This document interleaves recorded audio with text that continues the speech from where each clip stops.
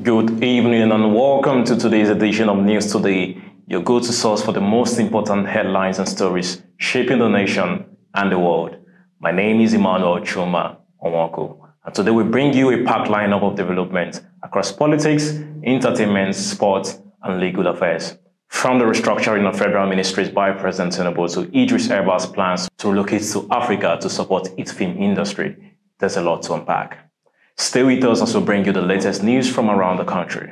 Now, let's get into the headlines. In a significant reorganization of Nigeria's federal ministries, President Bola Ahmed Tinubu has officially dissolved both the Ministry of Niger Delta and Ministry of Sports Development. This decision forms part of his broader reform agenda to streamline government operations and enhance efficiency across various sectors.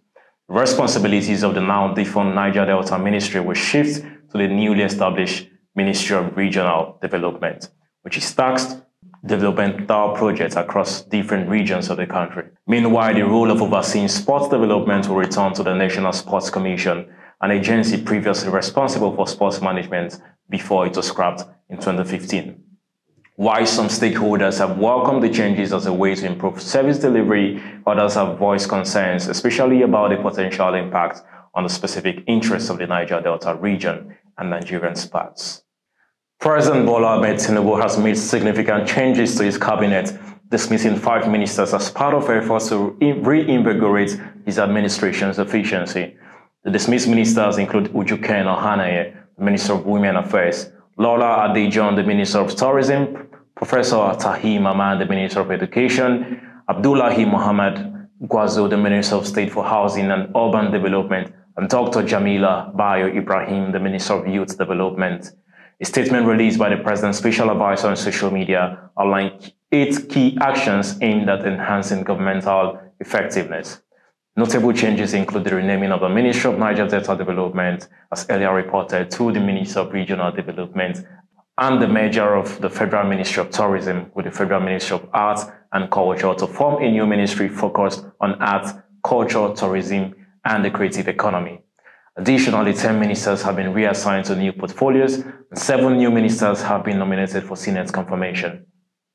Among the appointments, Sheikh Ojukwu has been named the chairman of the National Sports Commission, and Sunday Akindare will serve as special advisor to the President on Public Communication and Orientation. Bianca Ojukwu has been appointed Minister of State Foreign Affairs. Nollywood actress Halima Abubakar has publicly apologized to Apostle Johnson Suleiman following a court ruling that found her guilty of defaming the pastor. The highly publicized defamation case revolved around allegations Halima had made against Suleiman in 2022, which the court determined to be false. In her apology, Halima expressed deep regret for the damage her claims had caused, both personally and professionally. The court's decision also included an order for Halima to pay damages to Apostle Suleiman as compensation for the harm done to his reputation. The case has reignited conversations around accountability in the entertainment industry and the ethical responsibilities of public figures when addressing personal grievances on social media. The Economic and Financial Crimes Commission (EFCC) has arraigned a woman, Blessing David Agua, accused of posing as a fertility nurse in Enugu. David Agua allegedly defrauded more than 45 women, exploiting their desperation to conceive by promising fertility treatment she was unqualified to provide. Using falsified credentials, David Agua carried out these deceptions over several years, collecting large sums of money from her victims. The case has drawn attention to the persistent issue of fraud within the Nigerian healthcare system, especially targeting vulnerable individuals in need of medical assistance.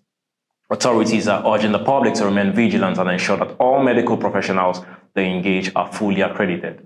The People's Democratic Party (PDP) has postponed its National Executive Committee NEC meeting originally scheduled for this month to November 28, 2024. This delay comes as the party focuses on the upcoming governorship election in Ondo State. With the election set to take place in early November, the PDP is concentrating all its resources on securing victory in the state, where the competition is expected to be fierce. Party leaders are hoping that a strong performance in Ondo will boost their momentum going into the 2025-2027 general elections. The postponed NEC meeting will now serve as a platform to reassess the party's strategies depending on the results of the governorship race. The Confederation of African Football (CAF) is currently reviewing a formal complaint lodged by the Nigerian Football Federation (NFF) following the chaotic handling of the African Cup of Nations qualifier in Libya. The Nigerian team faced significant difficulties upon arrival in Libya. It was reported that the Nigerian team was left by the Libyan authorities in the airport for several hours until players started posting about their plight on social media. The NFF has called on CAF to investigate the Libyan Football Association's failure to provide the necessary facilities and reception for visiting teams. CAF's upcoming decision could lead to sanctions or even compensation depending on the outcome of the investigation. This incident has raised questions about the standard of hosting international matches within African football and whether enough is being done to ensure fairness for all teams. In a surprising development, the Nigerian government has dropped all charges against Tigran Gambaryan, an executive of Binance Holdings, who had been in detention since April on allegations of money laundering. The Economic and Financial Crimes Commission, which was prosecuting the case, withdrew the charges during a hearing at the Federal High Court in Abuja on Wednesday. Gambaryan, a U.S. citizen, had been accused of involvement in currency speculation and money laundering activities, totaling $34.4 million. However, the EFCC considered that Gambaryan, an employee of Binance, was not directly implicated in the financial decisions that led to his arrest. Diplomatic effort between the U.S. and Nigerian officials played a significant role in securing Gambaryan's release. The case drew attention after Gambaryan's colleague Nadeem Anjarwalla reportedly escaped from custody earlier this year.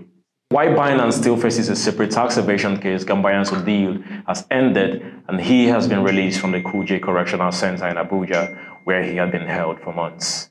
British actor Idris Elba has announced his intention to relocate to Africa the next 5 to 10 years to support the continent's growing film industry. Speaking at an industry event in Accra, Ghana, Elba, whose mother is from Ghana and father from Sierra Leone, expressed his desire to play a significant role in empowering African filmmakers and helping the industry tell its own stories. Elba, who has starred in films such as Mandela, Long Walk to Freedom, highlighted the need for Africans to take control of the narrative about their culture, traditions, and history.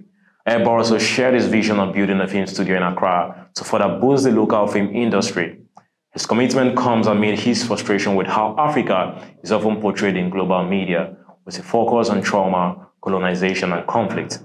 He believes that investing in Africa's film sector could help reshape these narratives and create a positive, authentic representation of the continent. This is Diaspora Digital Media, bringing you the most compelling news stories of the day, from policy shifts to the entertainment world, legal world, and international sport. Of course, stay tuned to News Today as we keep you informed on all the latest developments.